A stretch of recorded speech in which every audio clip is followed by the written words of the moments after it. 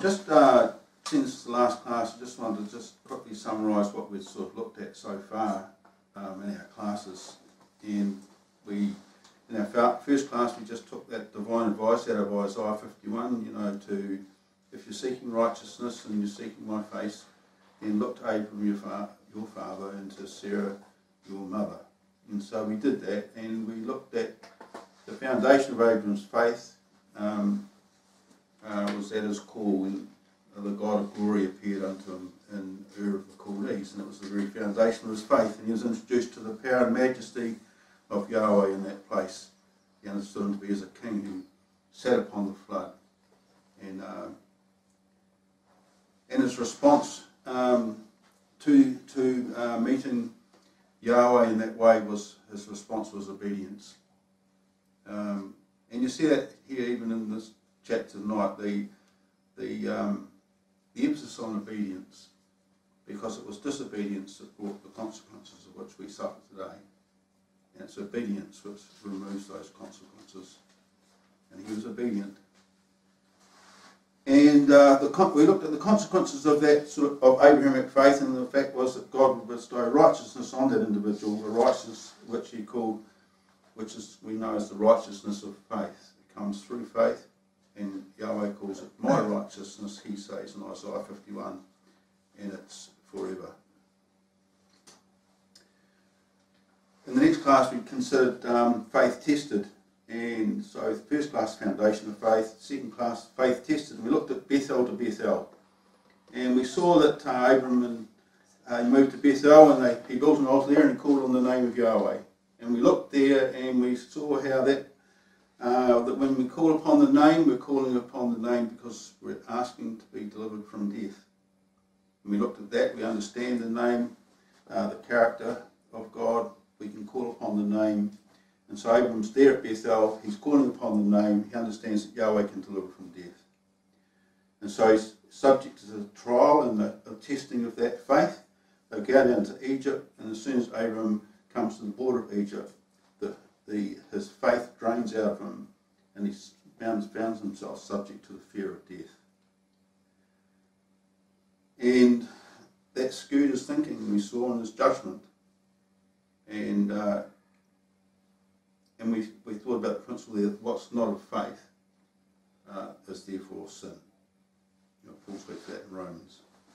So as faith drained away, that just left sin in its place. That's what we are by default. That's just our natural default setting. And we saw the submission of Sarah. Abraham had to learn here also a deep appreciation for his wife. When he came up out of Egypt, it says Abram came up and his wife. So he learned a deep appreciation for his partner, which obviously Yahweh had provided for him. She was faithful, she had an incorruptible spirit, it says. She submitted to her husband, she called him Lord. And in Pharaoh's harem, remember, there was this outward beauty that Sarah had. She was it was in their bloodlines, that outward beauty, but she had that other aspect of beauty, and that is the beauty of holiness. And so she was a remarkable woman because of that. And so they were delivered out of Egypt because of Sarah's faithfulness. And then last class, we looked at faith being nurtured, the comforting of Sarah. We saw the importance of the birth of Isaac, because we've got 15 chapters on Abram's life, and 4 of those chapters are dedicated to the birth of Isaac. So this bringing forth of Abram's seed, just 1 year, 4 chapters out of 100 years. So it's obviously very, very important. And we saw in that it's the manner of birth that's so important to the seed of Abram, the way in which they're begotten. There was the necessity that there be barrenness. Sarah comes into the record barren. But of course they had to wait until Abram couldn't produce a child either.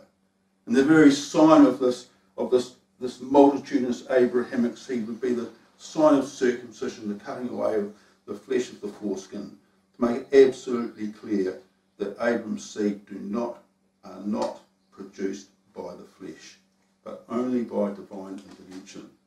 In fact, all of Abram's seed are begotten of God. And Abram believed that in Genesis 17, and he fell on his face, and he glorified God, but Sarah had yet to come to faith, and so he ended up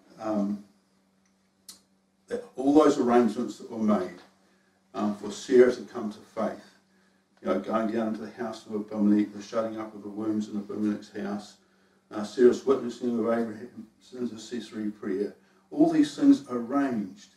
You see divine care. You think about that, then bring that into your own life. The divine care that you might come to judge him faithful who has promised. That's what it says in Hebrews, to come to that. To judge him faithful. That's why we keep singing that hymn every start of the class. Great is thy faithfulness. His constancy, his promises that he will fulfill. We have to believe in that. And Sarah came to that point where she could therefore conceive seed. And so in our class tonight, we want to come to the perfecting of faith, and that's the offering of Isaac.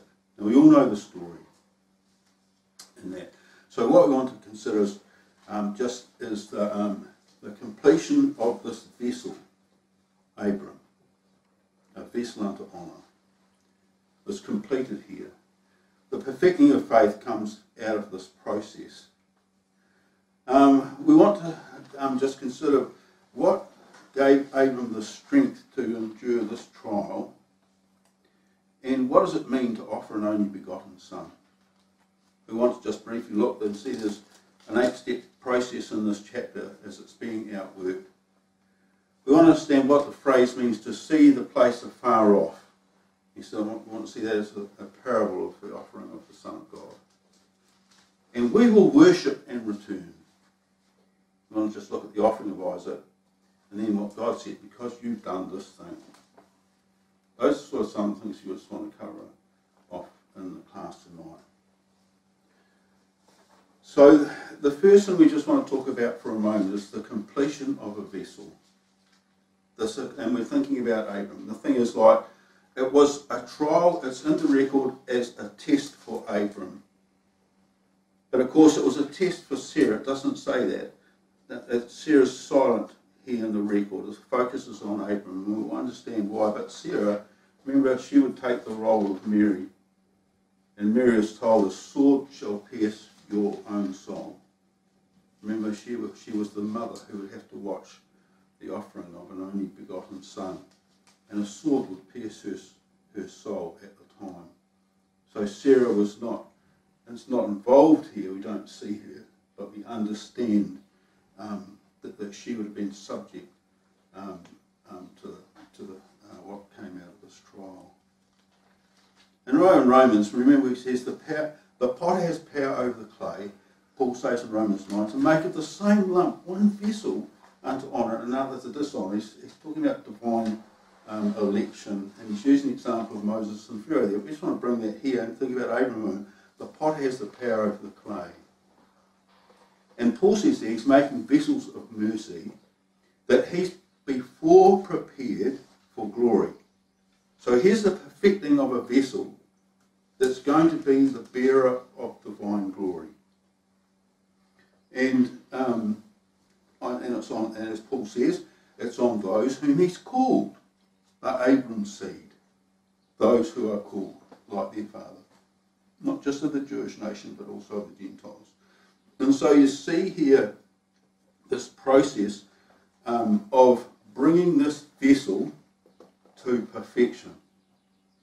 In other words, what happens here, and that the potter's got his hand on the vessel, he's shaping it right through Abram's life, he brings it to here, it's finished. We know that's the case because here he's told, God emphatically tells him, because you've done this thing, and I'm going to swear an oath in that he's justified him unto eternal life. The vessel's finished.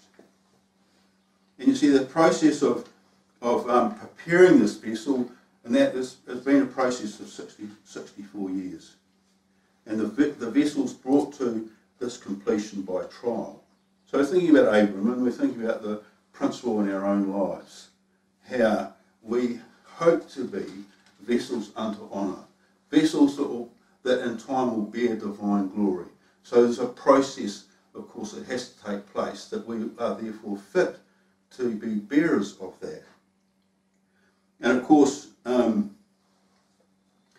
we see this here in the offering of his son Isaac. But of course, this is, of course, but much more than that, because you see, and this is really what I want to drive the class to, that in his obedient response, so there's the principle of obedience again, Abram would be entering into the experience of the Father himself and the offering of his only begotten Son for the sins of the world. It's this what we want to really see in that sense, because this was bringing him to the perfection of faith, this experience. And he would enter in and he would experience the cost of offering an only begotten Son.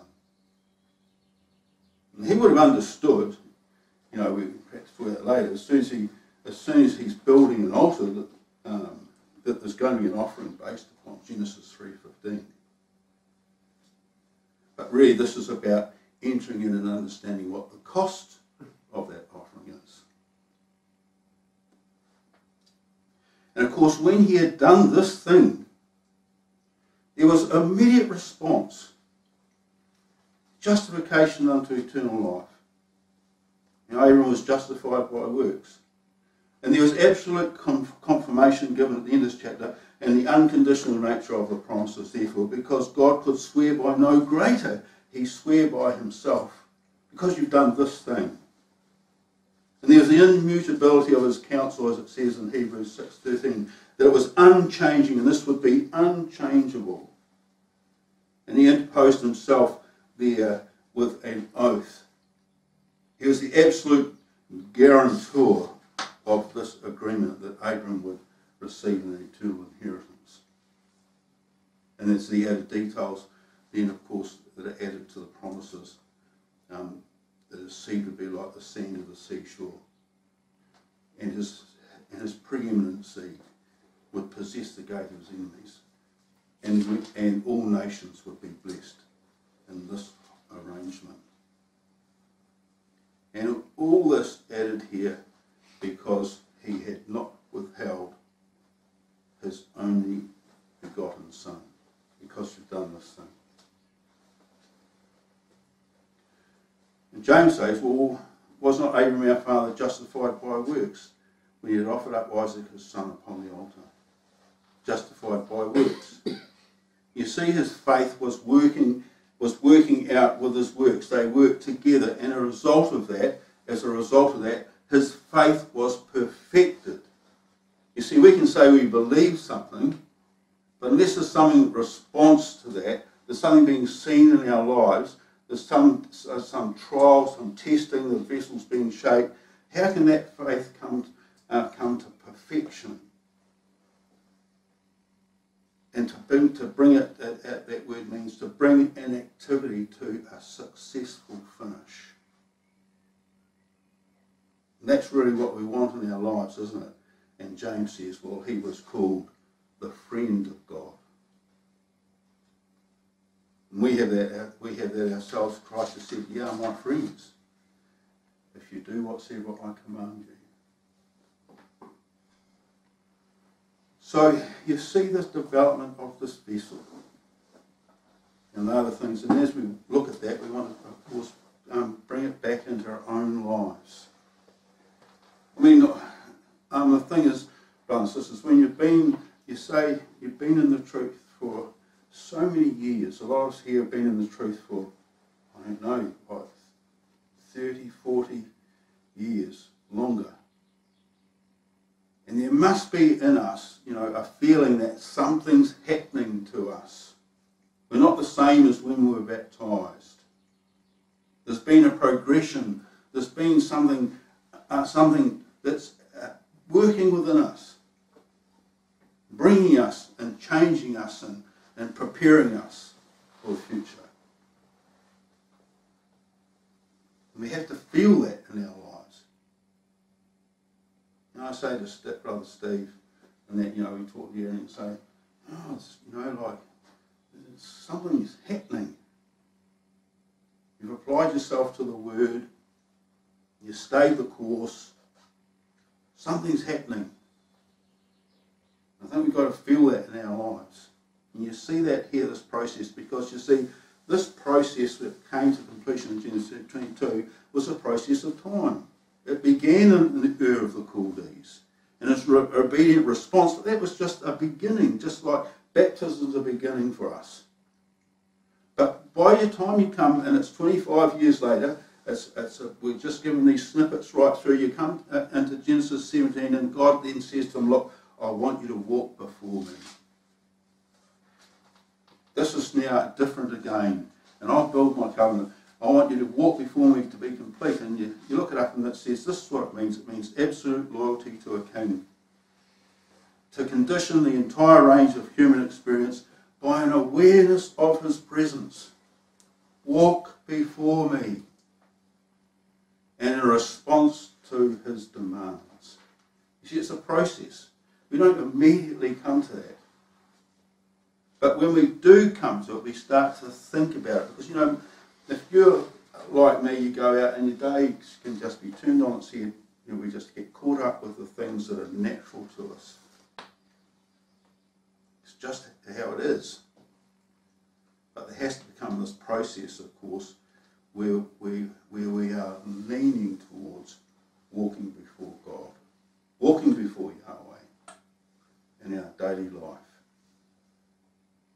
And so that was Genesis 17, and you come now to Genesis 22, and of course it's probably another 33 years later. And God tests Abram. You know, and it's interesting here when you come into the record, and you see, imagine that, you know, he's been walking before God in his daily life. God just calls to him, you know, in Genesis 22, you know, and he just says, Abram. His response, here am I. You know, it's like sometimes you go out to call someone, you're calling out their name. Where are they? You're yelling out to them. Come on. They're off doing something. Well, Abram, here's his response. It's just immediate.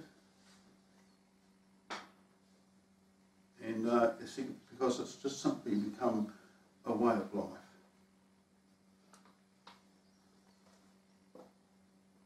So by faith, Abram, when he was tried, he offered up Isaac. So there was this process, and of course that process, it's put in the record here like two bookends of his life in Genesis 12. There's a similar sort of process here. You think about from a moment, the similarity of these two bookends in his life. I want you to leave your country, I want you to leave your kindred and your father's house. You see, to leave your country, okay, I can do that. Leave your kindred, that's just a bit more difficult. I want you to leave your father's house behind. You see, there's this increasing sacrifice. But when we come to this chapter, I want you to take your son, your only son. It's Isaac whom you love. I want you to offer him for a burnt offering. You see, there's two bookends there, isn't it? But when you think about the magnitude of the difference,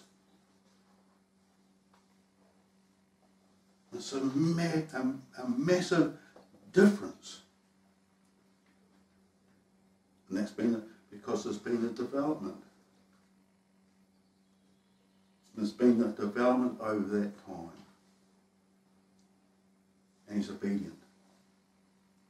You see, because Elohim, it says, that do his commandments, they hearken to the voice of his word, they're immortal and they're doing that. Here's Abram, and that's his life. It's become his life. So, when he comes to this test, and we just read it so in the record, you know, I'll take your son and offer him for a burnt offering.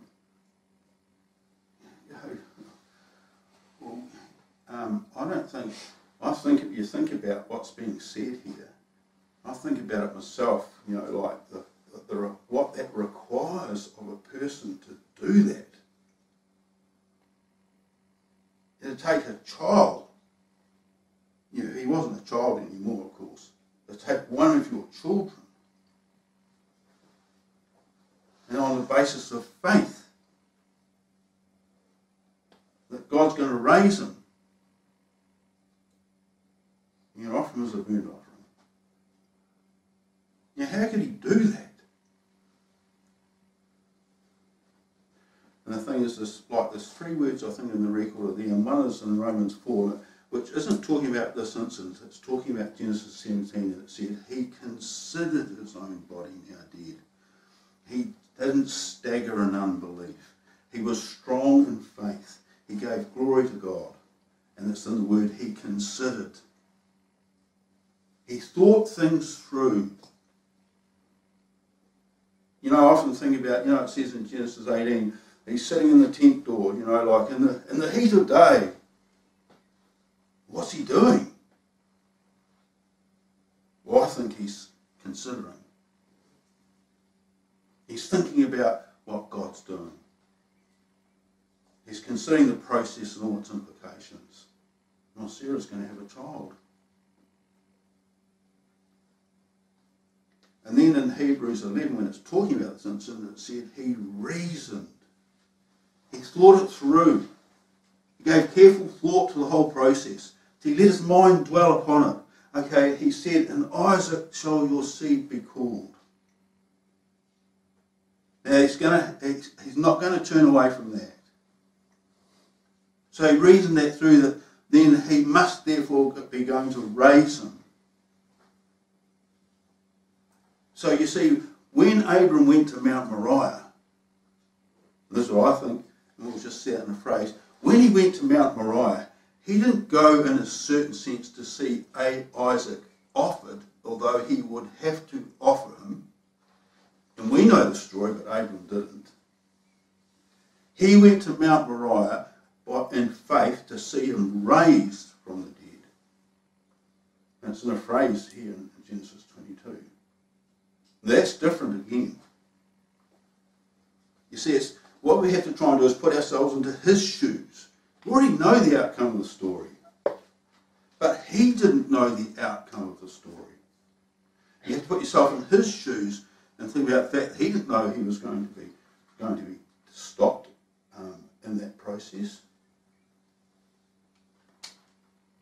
So there's two things. He considered it and he reasoned the whole thing through. And in Genesis 22 it tells us the other word and that is he feared.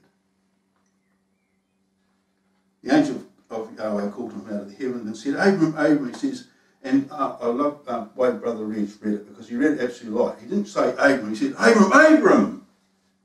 Because there's an urgency, we'll see why there's an urgency that he stopped what he's doing. And you see, it says here, now I know you fear God. You fear Elohim. Now I know you fear Elohim. You see, because you see, he offered on the basis of his fear of God. Not his love.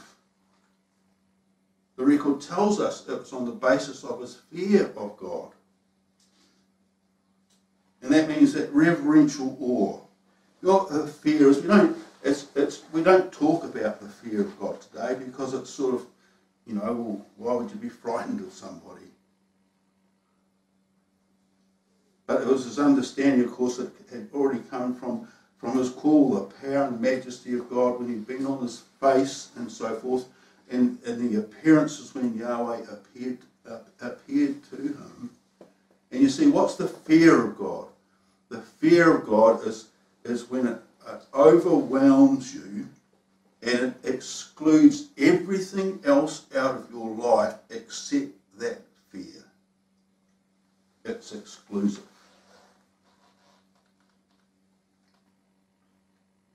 And that's how you could do that. The fear of Yahweh is clean. It just pushes everything else out of a person's life. And it endures forever. It leaves God crowned as a king.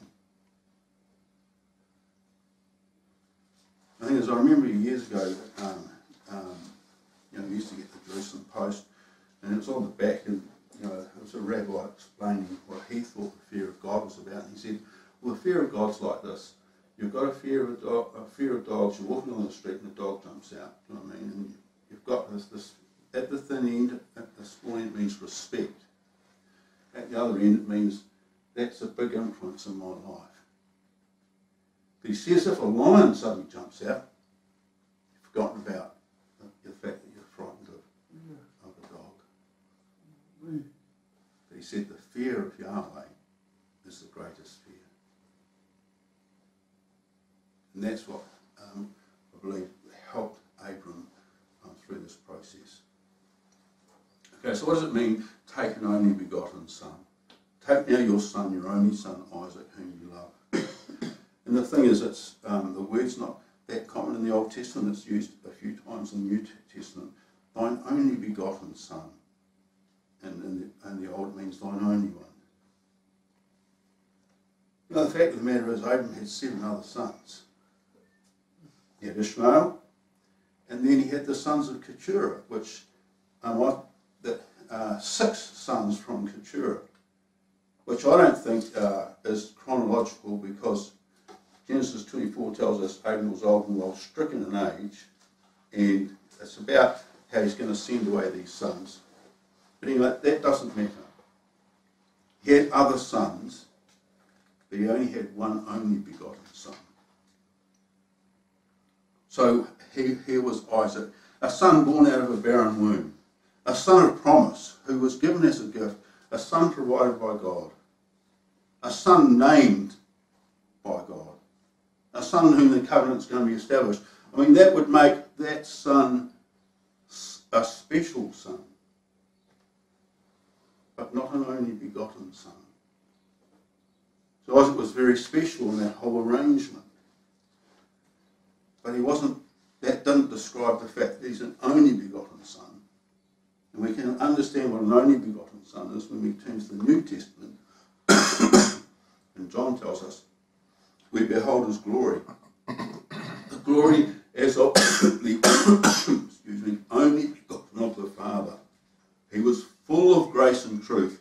Here he was, the only begotten of the Father. We beheld his glory. So an only begotten son is the bearer of his Father's glory, or he is the bearer of his Father's character. You have sons, but they'll not necessarily bear your character. An only begotten son does. And John says, no man has seen the Father at any time. The only begotten Son, which is in the bosom of the Father, he hath declared him. So the only begotten Son has a special relationship with his Father, whereas where he reclines in his bosom. You know, at the upper room, how they laid like that, they laid on the ground sideways, and John put his head in Jesus' chest, in the bosom. So here it's speaking about the relationship between the Father and his only begotten Son. It's a relationship which is intimate. And not only that, he declares his Father and what he's doing.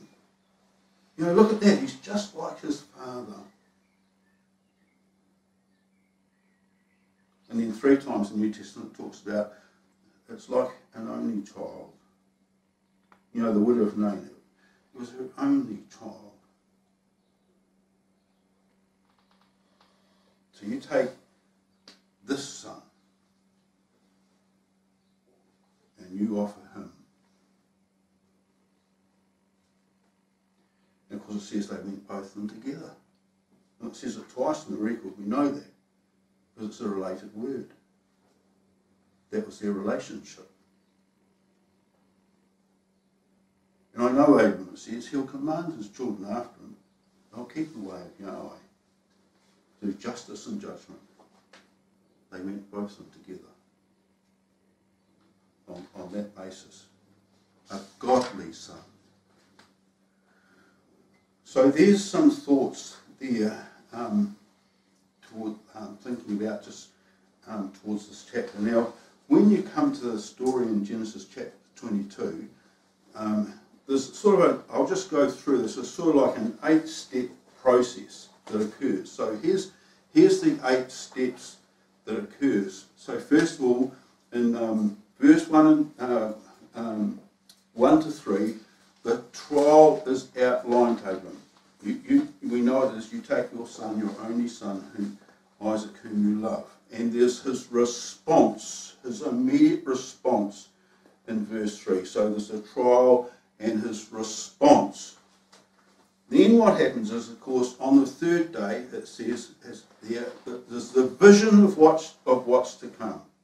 On the third day, he lifts up his eyes, he sees the place afar off. He's looking, and he's looking afar off. There's a vision of that which is to come. In verse 6 to 8, it talks about the father and son are united together. Twice it says they went, both of them together. Now, as we're thinking about this, and this is really what we want to drive to, and that is this, that when you stop and think about the way the chapter is written, of course it's about Abram offering his son, but the whole language of the chapter is telling us it's a shadow of Yahweh offering his son, just by the way it's constructed and written.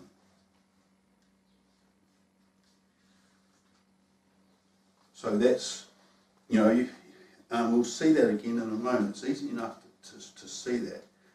That's the way the language, the way the chapter's written. It's not sort of like just a man offering his son.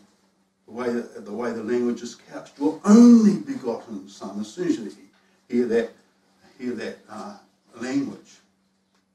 So they both go together. Verse 9 to 10, the offering is made. And I want to say this, and Isaac's slain and received again from the dead. Let's see that. And then there's divine intervention. You've done this. I know now that you fear God. And then there's a ram provided in the thicket and so forth, that they might worship as they had said they would do, on the basis of what Yahweh would provide for them. There's a shadow of the offering of the son again, the ram caught in the thicket. And then the second call out of heaven, and the promise is confirmed, the promise is completed, and so forth, because, and here's the phrase, because you've done this thing. Now that's what important, what we're going to come back to later. You've done this thing. And then they return to Beersheba, it says, and then they all rise up and go together. So of course it's the father and son going together to that place of sacrifice and of the son being raised again, but when they return, they're united on the basis of that, and they all return to Beersheba. They all rise up and they all go together. So that unity between father and son is now shared amongst others. So let's just look at just a couple of some of these things here just for a moment. So God tests Abram. Now, you take your son, and they're commands. You take and you go and you offer. And you just think about this, brothers and sisters, for a moment. All those years of barrenness, all the distress in the household, and then Sarah's comforted, and the son is brought forth. And all those years of distress, and all those years of discomfort in that household, and the tents filled with joy and rejoicing and thanksgiving, the voice of praise. And the years go by. And this is probably another, like we said, we think Isaac was probably, we're not told, are we, but maybe 33 and a half. We don't know. But he wasn't a boy. He was called the lad. But after all this time, when you imagine Abram's there, and when he's asked to do that, you think about it, and I reckon it would have gone through his body like an electric shock.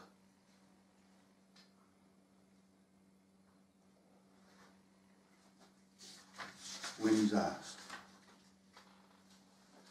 But you see, the fact of the matter is, and this is what you've got to stop and think about, this, brothers and sisters, who's asking him to do it?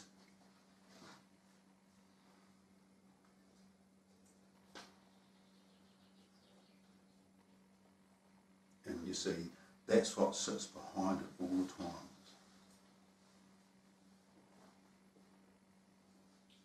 So in this verse here, where it's his response, and this is the way it is, you just think of this. He rose early, he saddled his ass. So he did it. He gets up early in the morning because that's what he does when he's distressed about other people. He did it 3 times in his life. He gets up early. He could have had someone arrange that for him, and then he chooses 2 of his young men. So he does that, and then it says, and Isaac his son. You've got 3 things there, and Isaac his son in the middle, and then it says, he goes and splits the wood for the burnt offering. All that wood. Then he rose up and he went to the place. Of which he had been told. And you see, you've got 3 things. Isaac and all the 3 things, and you go, it's activity. It's activity. This is how he's coping with this. Is he coming to terms with what's happening? This activity, but right in the middle of it, and Isaac, his son. Right in the centre.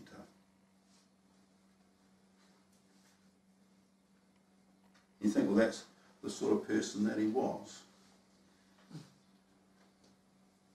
By faith, it says in Hebrews 11, by faith, when Abram was tried, he offered up Isaac. Now, so that's in the perfect tense in the Greek. You can look it up. So that means, in the perfect tense, it means it's a completed action. By faith, Abram, when he was tried, he offered up Isaac. Finished.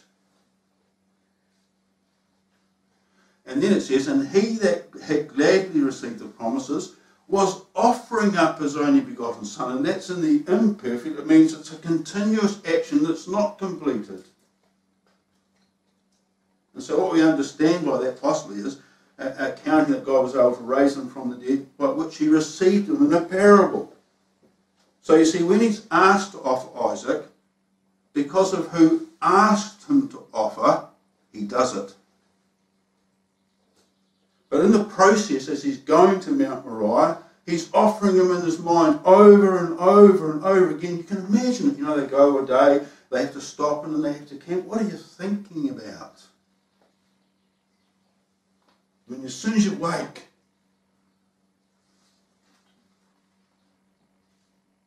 but you see, it says, he was accounting that God was able to raise him from the dead, from which he received him in a parable. What does that mean? And this is what we just want to see, talk about this in a moment. Because you see, when it says in verse 4, on the 3rd day, you see, on the 3rd day, Abram lifts up his eyes and he sees the place afar off. On the 3rd day. And that must ring a bell with you. He sees the place afar off. Now you can search the New Testament and you'll find how the 3rd day is used. It's more often than not used on the day that Christ rose. So on the 3rd day, he sees the place afar off. He's going to receive him back in a parable. He knows that from Genesis 3:15 there's going to be a deliverer who's going to be sacrificed. He starts to understand exactly what God's doing. He says, I'm going to show you the place. I'm going to show you what's going to occur. It's going to be my only begotten son.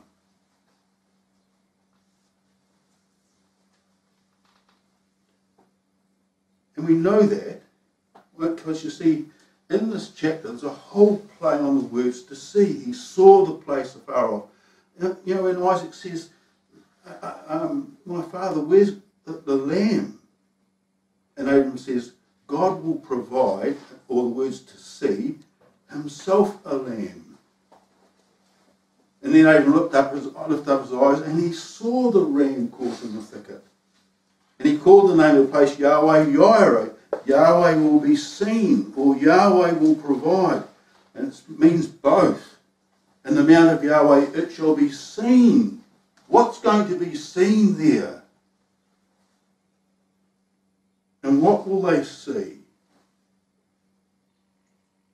Not believe, sometimes you talk to people and say, well, what did Abram understand? I go, he understood everything. You comb through these chapters and there's nothing that he didn't really understand. He's not going to be raised and be surprised.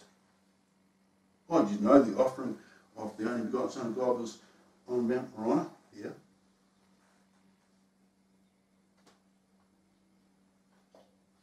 And see, Jesus says this, like Jesus of Nazareth says this. John 8, he says, your father Abram rejoiced, here's the play, to see my day. Now that word there, and he saw it, so that's a play on Genesis 22, and he was glad. But you see, he says, your father Abram rejoiced to see my day, and that means to express a state of great joy, often involving, I've got this written down here, verbal expression and appropriate body movement. In other words, I believe that's talking about the day of his birth. That's when Abram rejoiced. It's the only place in the record where you see him rejoicing. He's glorifying God on his face. Laughs in his heart. He's got appropriate, appropriate body there. And then the other word, appropriate body movement. And then the last one, he was glad. It means a state of happiness, a state of well-being, and one thing he said, a state of calm. And you can imagine when they're coming back from Mount Moriah, how he felt. A state of calm. Absolute happiness.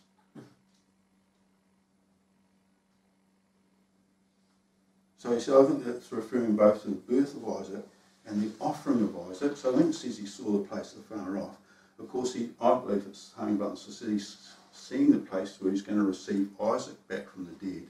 He's also receiving him a parable. So he knows that this is the place where God's going to offer his only begotten Son, and he's going to be raised. Well, he says there, of course, then Abram says to the young men, will you abide here? And I and the lad will go yonder, and we're going to worship, and we'll return to you. Well, that's how he saw it. We're going to go to that mountain, and we're going to worship. You imagine how you're lifting your mind to that extent. It's going to be an act of worship. And that's exactly the place where Solomon built the temple. It says in Chronicles at Moriah. That's exactly where the temple in the age to come is going to be. And Psalm 99, which is talking about that time, it says, exalt Yahweh our God and worship at his footstool. It's Moses and Aaron and Samuel it talks about there. Exalt Yahweh our God and worship at his holy hill. And all nations are going to come there and they're going to worship in the age to come. And their basis of worship, of course, is going to be the offering of Yahweh's only begotten Son for the sins of the world. It's a place of worship. And then, of course, there's the altars, because you see, he built an altar. So as soon as you build an altar, he built an altar at Shechem. It means the burden bearer. As soon as he's built an altar and he's worshipping at an altar, Abram has an understanding of Genesis 3:15. He's offering on the basis of faith. That's why Isaac said, well, where's the lamb for a burnt offering? That's what we always, that's what we've constantly used in our worship. And at Bethel and Hebron and now at Moriah. So you see, Abram's being shown the place. You will go to the place. The place. And he's being shown the manner. As he had been shown, sorry, I've got my notes here. I need to write things out clear. He's being shown the place of Isaac's offering. As he had been also previously shown the manner of Isaac's birth. It will be of God. This son will be begotten of God. This is the place where he will be offered. So you see now, in this offering of Isaac, Abraham will understand that the Father, he's entering into the Father's experience of providing an only begotten Son whom he loved for the benefit of others. This is what we really want to see, brothers and sisters. It's entering into this understanding that completed the vessel in that sense for Abram. And they went both of them together. And John 16 says, "Behold, the hours come, yea, now is that these sons of souls, that you'll be scattered, every man to his own, you shall leave me alone. And yet I am not alone, because the Father is with me."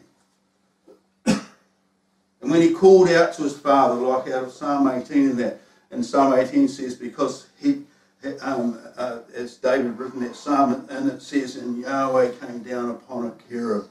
He rode upon a cherub, and darkness was under his feet, and there was an eclipse, wasn't there?"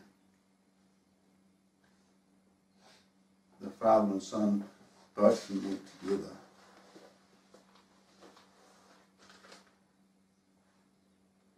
And there must have been here, because the record doesn't say, but when Isaac, the understanding between Abraham and Isaac, what's happening here, it's only when Isaac asks, of course, that we believe that it's at that time Isaac understands that he's going to be the offering.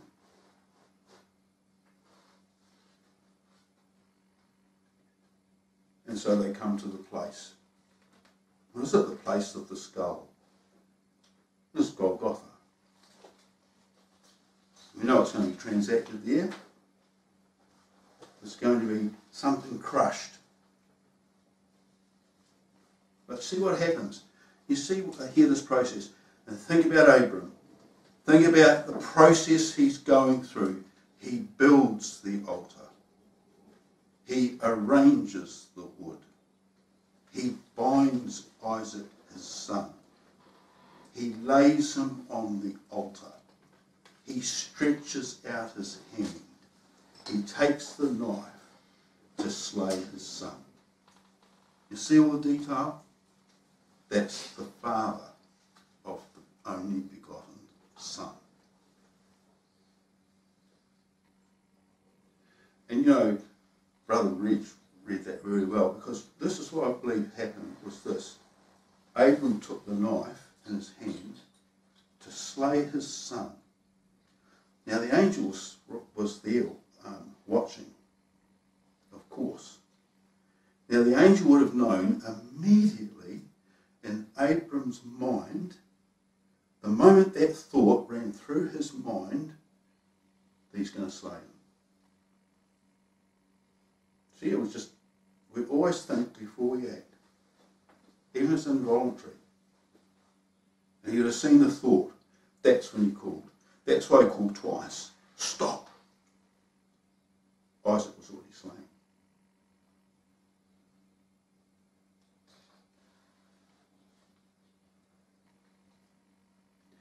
Now I know that you will withhold nothing from me.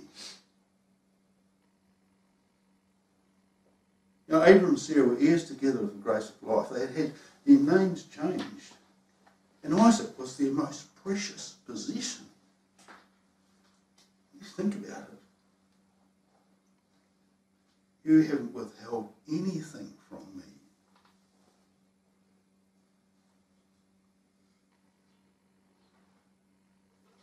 And you see, you turn this around and you think like this. It's not Abram building an altar, it's Yahweh. He's building an altar. It took him 33 and a half years to build it.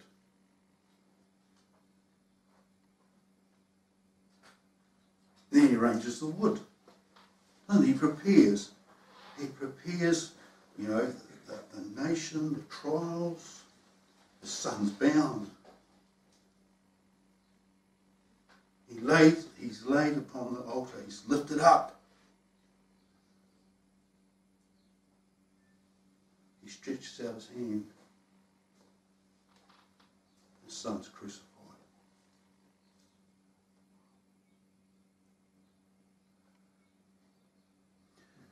You see, that's what Abram experienced.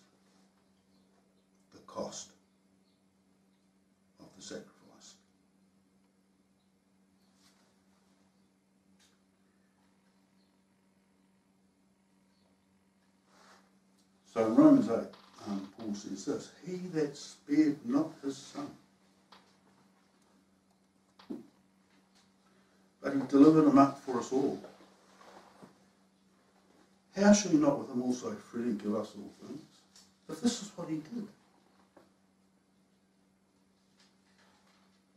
But who's going to lay them to the charge of God's elect?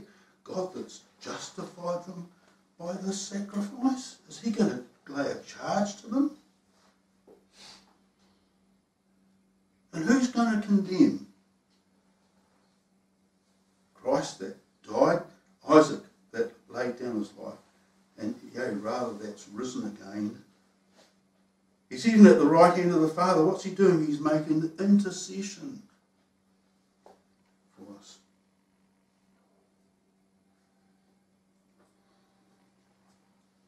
So there's the faithfulness of God.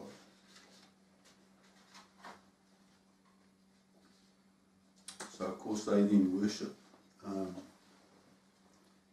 with Isaac, Abraham, Isaac. God then provides the ram caught in the thicket. And you see, I'll just for a moment, just talk that. You see, the ram's caught in the thicket. And here's the thing. You see, it's caught with its horns. That's the Son of God. That's God manifestation. That's the Father and His Son. The horn. But it's caught in a thicket, which represents the flesh. And the only way that ram's going to be delivered out of that is by its own sacrifice. In that sense, it's going to be a sacrifice. Now, the fact of the matter is, in a certain sense, that God could have said, you can take an animal and you can slay it, and it's representative enough for the condemnation of sin. I'm happy with that arrangement. You can express faith in it, and that could have been the arrangement. The public condemnation of sin. That's what was being displayed typically through all that sacrifice. But the thing is this, that you see, there's something that wouldn't have done. And Paul tells us what that is. He mentions that, but he talks about that in Hebrews, where he says this, he talks about the blood of Christ, who through the eternal Spirit offered himself without spot to God. It will purge your conscience from dead works, he says, to serve the living God. This sacrifice will purge your conscience. You will enter in and understand what's been done, and your life will be forfeit. And will purge your conscience.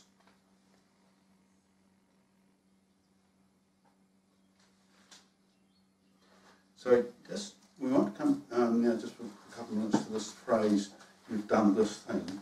To Psalm 22, you can see what we're talking about. You've done this thing, which was a shadow. And of course, when we come to Psalm 22, we know what Psalm 22 is about, but it's just the latter part of the psalm here. We just want to talk about just for a couple of minutes, and then we're nearly finished. So here is the future. Now you see in Psalm 22, it's the words of Christ, my praise shall be of thee in the great congregation. So here this is in the future, the saints are raised, a great congregation. But of course, it was Yahweh that provided this sacrifice. And the Son of God saying, my praise shall be of thee in the great congregation. I will pay my vows before them that fear him. And you see, brothers and sisters, here it is, it's the memorial meeting. The meek shall eat and they shall be satisfied. That's what they're doing. And your heart shall live forever. It's living bread. And all the ends of the earth shall memorialize. They will remember and they will turn unto Yahweh. And all the kindreds of the nations of the earth shall worship. We shall go and worship before thee. And you see, you come down to verse 30. A seed shall serve him. Here's Abram's seed. It shall be accounted for a generation of the race. You know, it's just one generation out of all the generations. It's this seed. Why are they serving him? And they shall come to that place and they shall say, this is your righteousness declared and upheld. Unto a people that shall yet be born. He's done this thing. The offering of his only begotten Son. He's done this thing. And so you see, brothers and sisters, that's what I believe that in the perfecting, as Abram's brought to this perfection, like his and his faith is perfected, the very thing that is happening to it at the same time is he's entering into this arrangement, and he's understanding the cost of it, because he in that arrangement is taking the place of the Father in heaven.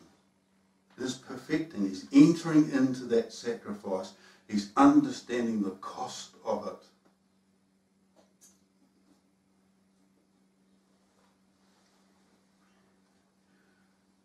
So you see, here was the perfecting of his faith. He's asking Abram to enter into this thing that he would do.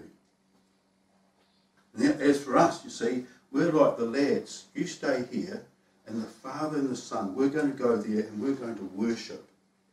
We're just onlookers. We can try and enter into that arrangement. We can partially enter into it. We can understand it from Abram's point of view. We can understand the relationship between the Father and his Son. We do understand the depth of that. He's saying, no, you'll not experience this as a type, as a son that's being offered. You'll be, as the father of the faith, I made you a father of many nations. You're going to enter in this and experience this, and you're going to understand the anguish and the great cost of a father offering his only begotten Son. So you see, brothers and sisters, when you think back, I think there's a process here. That in the birth of Isaac, remember we went back and we looked last week at the birth of Isaac. I'll give you a son from her. It'll be a gift. Remember what happened? They went down into Abimelech's house and they deceived Abimelech at the time. Oh, he's my brother. Didn't she say herself, he's my brother? She said it herself. Abram says, she's my sister. So at the very time when this son has been given, remember that, we saw they were undeserving of that gift. And it was Yahweh fulfilling his purpose. I made sure that you didn't touch her. You would have sinned against me.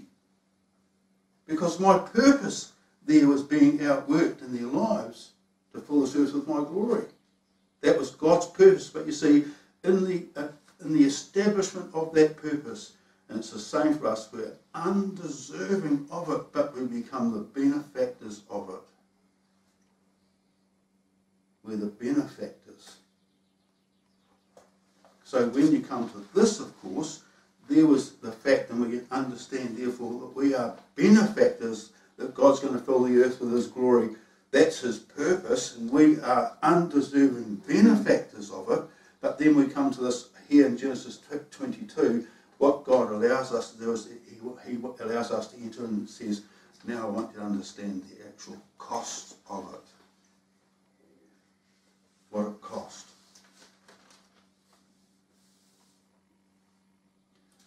So 1 John 4 says, here is love, not that we love God, but God loved us. He sent his Son to be a place of propitiation for us.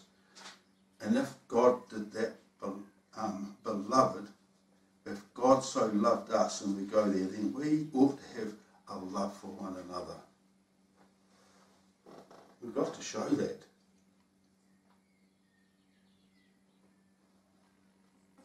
And when we enter in and think about it, it's not difficult. Before I come here, I think about I want to go there. I want to go to Kaipoi, and I want my brethren this to be a benefit.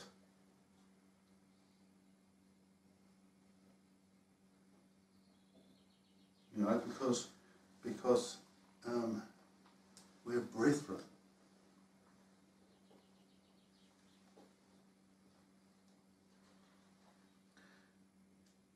And here's this, I want you to think about this because it's Abram's seed. Now think about this. They do the works of Abram. You see that? It's that. That's a wonderful thing. That's a wonderful, wonderful thing.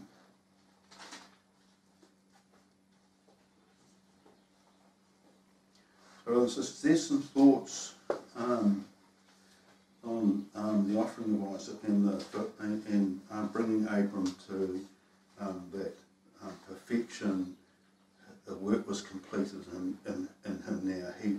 The vessel had been finished. It was going to be a vessel unto honour, a vessel unto future glory, because in the next chapter, of course, the next two chapters are a burial place for Sarah, a wife for Isaac, and then his death.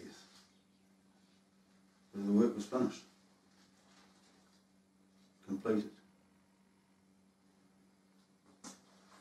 Brothers and sisters, we want to close in our closing hymn tonight. It's a breaking bread, and we're not breaking bread. But wherever, Lord, thy people meet, there they behold the mercy seat. See? That's what we see there. And wherever we seek thee, thou art found.